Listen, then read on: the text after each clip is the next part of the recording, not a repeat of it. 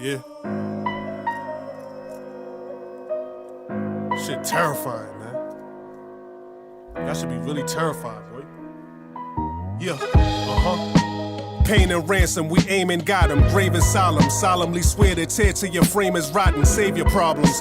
I'm the rapper's version of David Goggins. Pain is throbbing. Enter my sight and I will erase your login. Face your goblins. That's eye to eye with your demons. I'm side by side with these heathens. To my surprise, I'm the reason I'm idolized in these regions. The fakest dudes I could break into, could take in two. You feeling like Liam Neeson or Ray Caruth? Let's play the truth. Show 'em the ropes, cause I'm about to raise the noose. I break the truce, put holes in your throat the size of a basic fruit. Just lace your boots. You ain't prepared for war if you scared to draw. I paint the roof, the 16 chapel, grapple and shake the booth. This fake abuse. Who really want drama with young Osama? One Obama?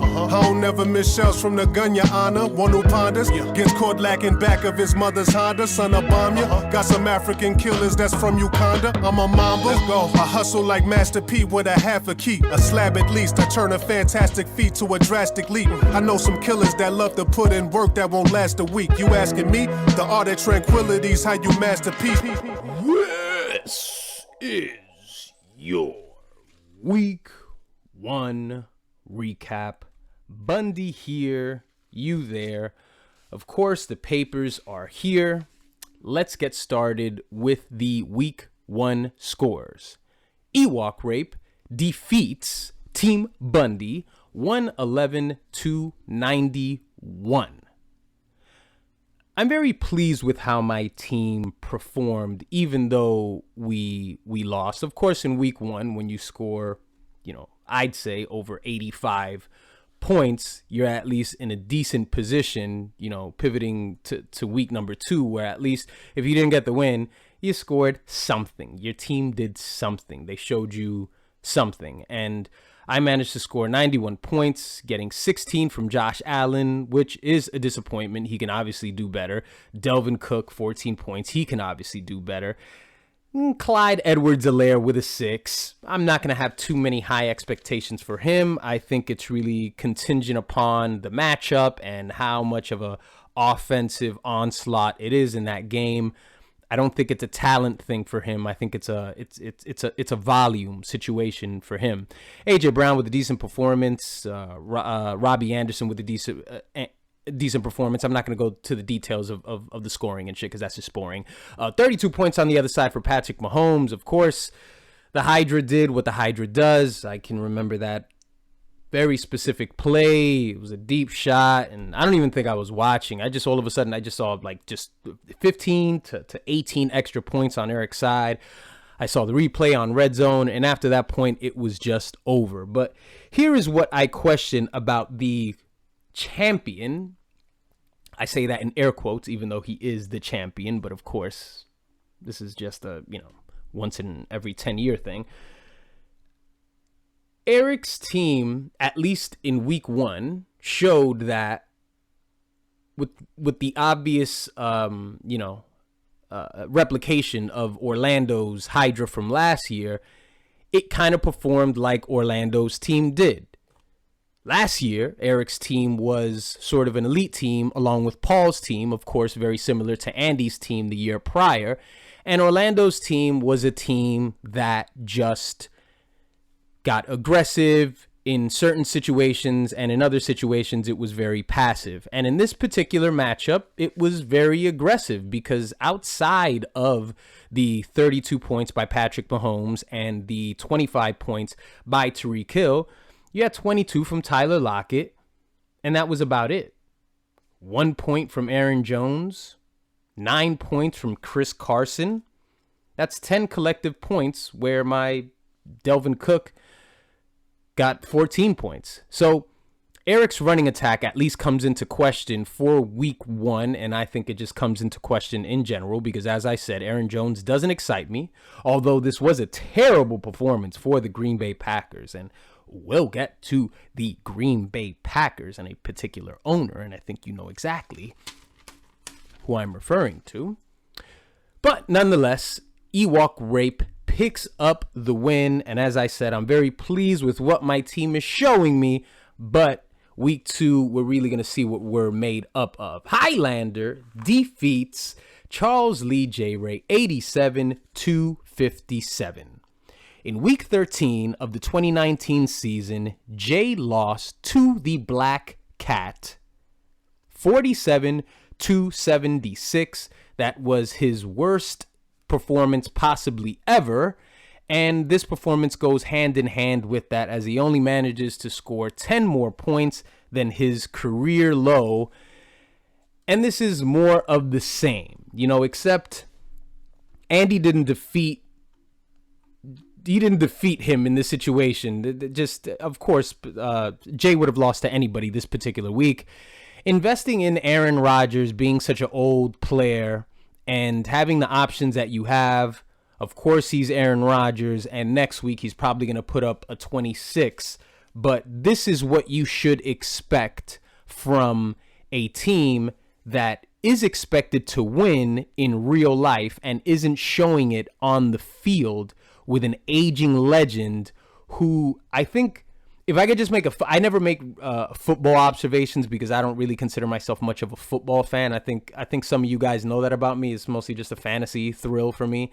But Aaron Rodgers seems like he insists too much upon his own talent, and I think that's kind of encapsulated into the whole relax culture that he kind of, brought about a couple years ago when they were questioned about the state of the team. And he's like, relax, which is all good and well when you're winning, all good and well when you're still a quarterback that can possibly win a Super Bowl and do all this. But Patrick Mahomes kind of wedged himself in between Brady and Rodgers, and even though Breeze is gone, it's just like, yeah, but there's Patrick Mahomes.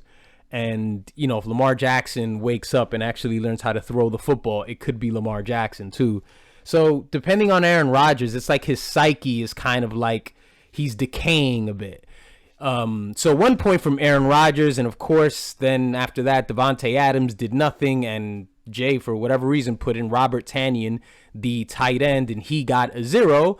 So, this was Andy having a basic performance on the other side. Lamar Jackson with 17 points. And Andy picks up Ezekiel Elliott in the draft. And I do recall saying that I think Nick Chubb would have been the better selection. Nick Chubb, who scored 19 points, if I'm not mistaken. But we will get to Goku and his score. The very next score is Joelicus Maximus defeating Rollo Tomassi 103-80. This was, of course, the surprise matchup of the week. 27 points from Dak Prescott, 21 points from Adam Thielen. And I guess this confirms what I was suspecting last week. There is an open slot for the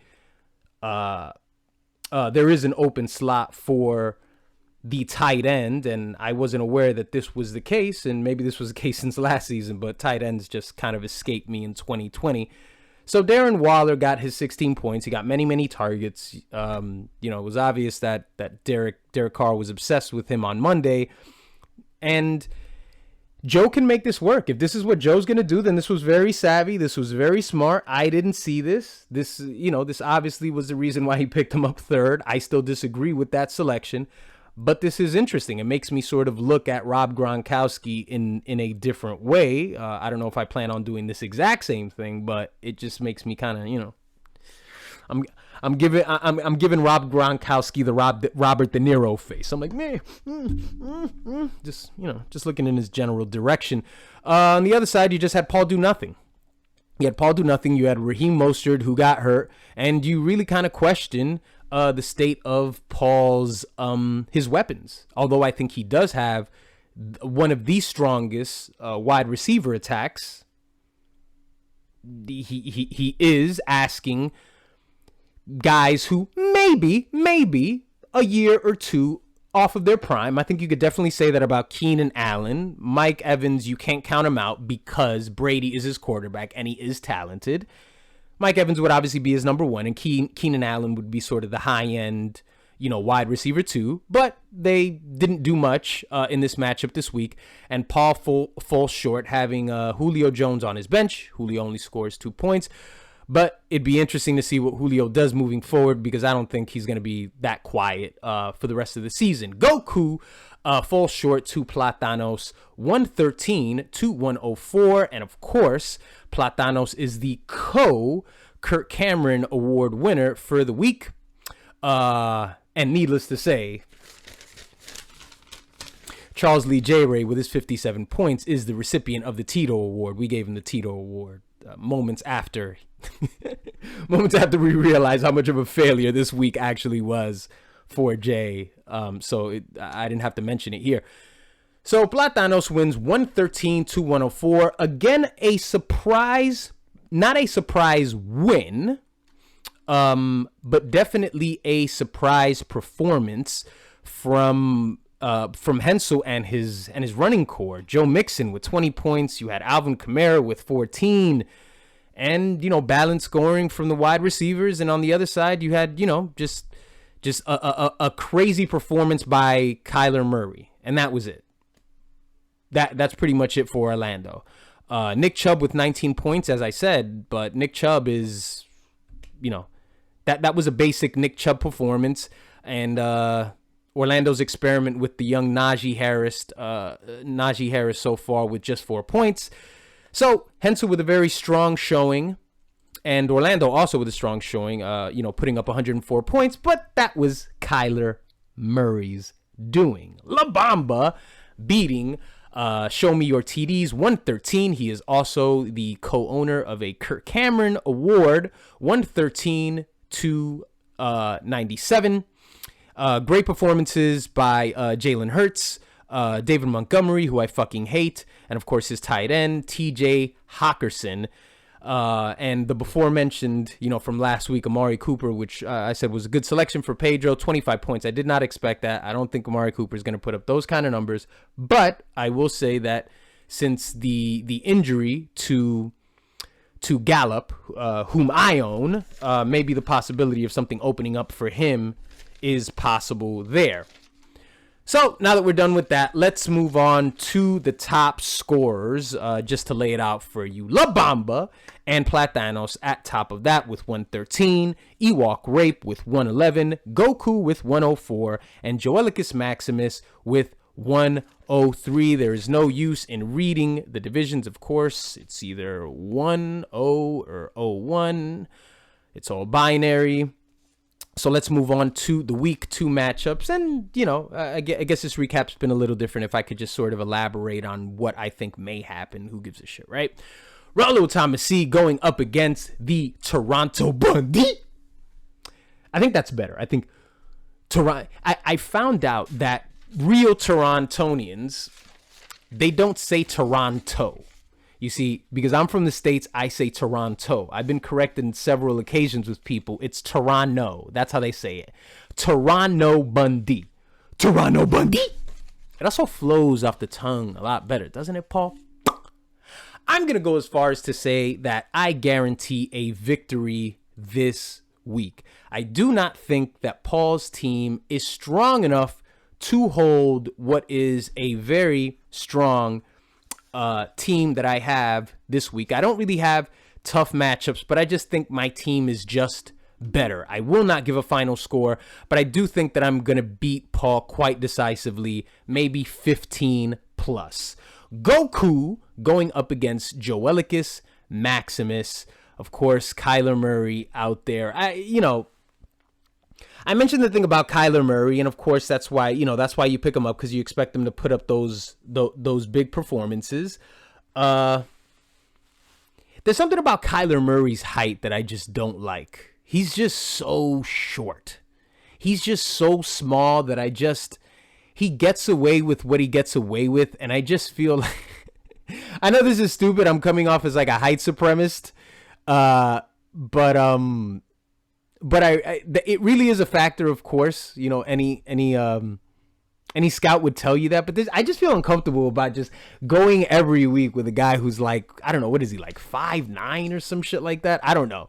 Joelicus Maximus, of course, came out with a very good showing, and look, man, much to Joe's credit, if the Waller thing sticks, then that's going to be a notable point for Joe in 2021. Much like the fortunate situation that we found ourselves in last season when Andy had figured out some fucking loophole or some shit with that fucking Taysom Hill. And then Andy had that week where he had like a couple touchdowns along with his regular quarterback. And I know we all collectively looked at our TVs and we were like, this can't be. This isn't going to fucking happen. Well, it seems like Joe has his own little hack, but it's not as, chaotic as Andy's was with two quarterbacks. But if Joe makes it work, Joe makes it work. And you have to give him credit for the little things that he does. He is the only chipless person in this league. But I think if he pulls off this victory against Goku, maybe this is the first time Joe's won 2 consecutive games coming out of the gate. I'll dig into the papers for the week 2 recap for that. Charles Lee J. Ray up against the champion Ewok Rape. Now, what stands out to me here is the 102 projection for Ewok Rape and the 88 for Charles Lee J. Ray.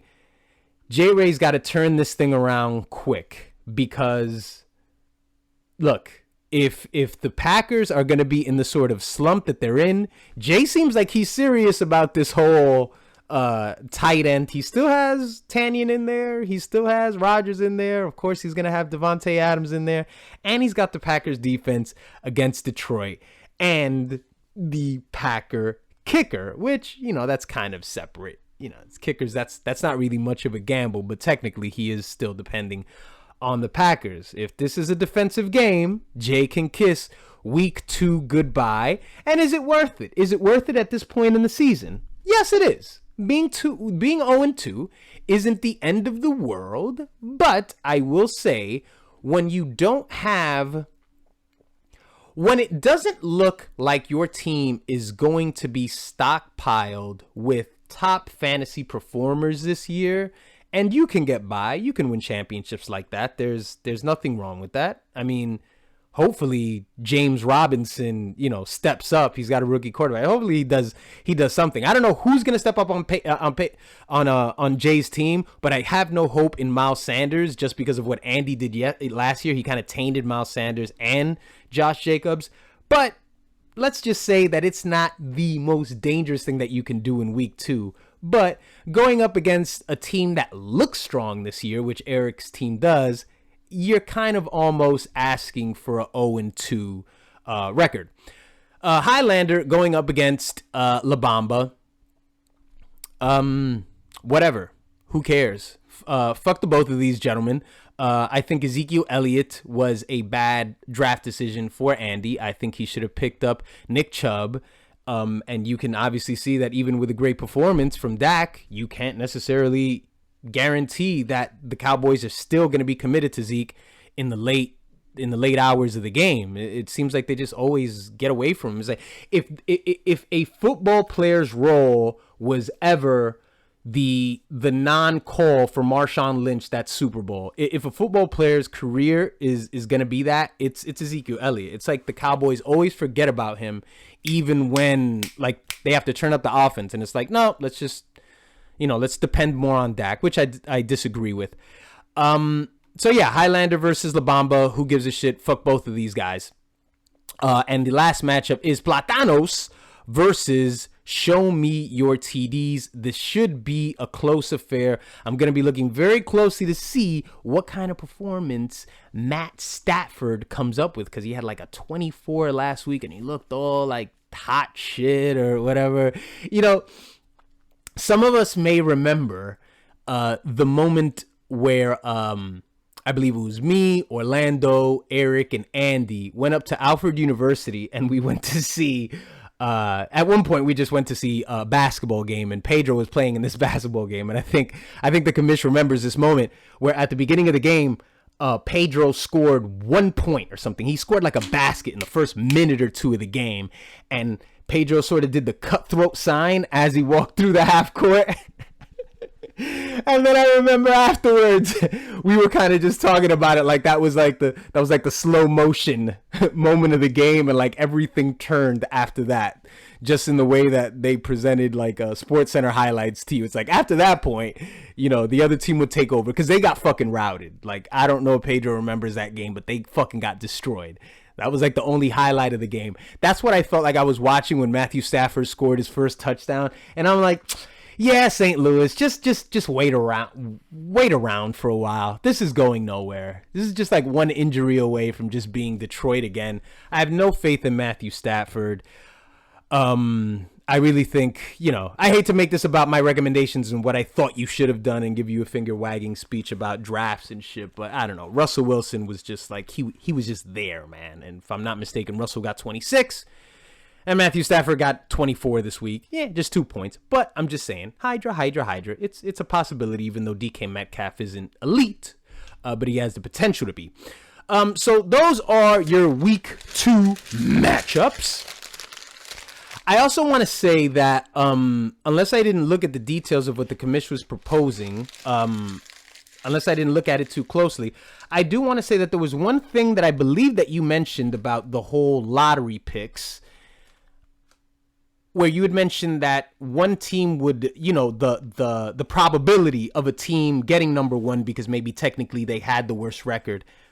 If that's what you were saying, I don't like that at all. I think all 4 non-playoff teams should be treated as that one low team. And that's just the luck of the draw there. So if you were, you know, if you had a win or two, whatever, I have just as much of a right. We didn't make the playoffs. That's sort of the gamble that we take. Because then you have people tanking performance. You know, do I see a couple people who are liable to tank a performance the final weeks of the season? Yeah, it can happen. I think there are people here that don't care to be spoilers, that they just want to rebuild for next season. And of course, you know, we don't know your intent through your moves. You can, you know, you can say that you're actually making an attempt to set up your lineup and to win every week, but that's not always the case, as history has shown us that people are duplicitous when it comes to this fantasy stuff. So I think all 4 teams should be just treated as that low-end team and have the same opportunity for the number 1 pick. You feel me? So, as always, may your quarterbacks get hurt before they leave the locker room. May your running backs pull their hamstrings. And may your wide receivers get arrested for marijuana possession. Go fuck yourselves.